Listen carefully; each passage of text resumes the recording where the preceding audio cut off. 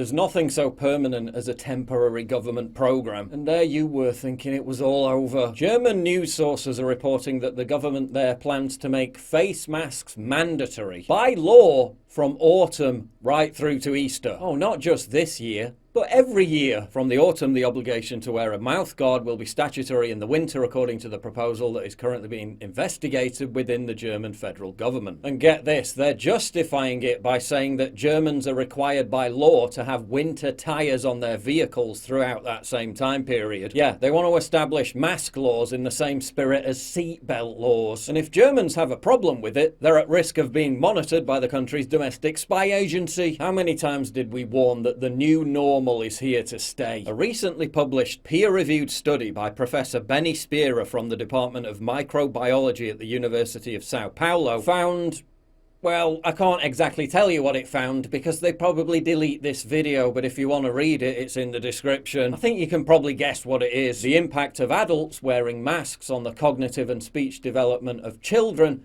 is also a chronically underreported scandal. Jacqueline T says during this pandemic, her speech therapy clinic has seen an enormous shift in the ages of their patients.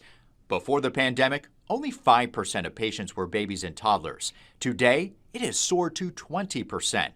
Many parents calling it COVID delayed. We've seen a 364% increase in patient referrals of babies and toddlers from pediatricians and parents. And they are children that are having a difficult time speaking. Speech delayed. Babies start learning how to speak by reading lips as young as 8 months.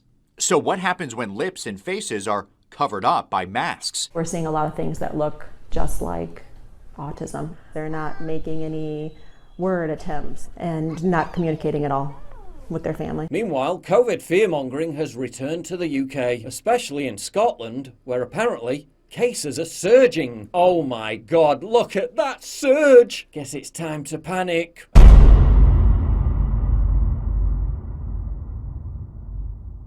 To get exclusive content, early access, behind the scenes stuff, and to personally interact with me, please sign up for my community at pauljosephwatson.locals.com. Link in description, and thank you for your generous support.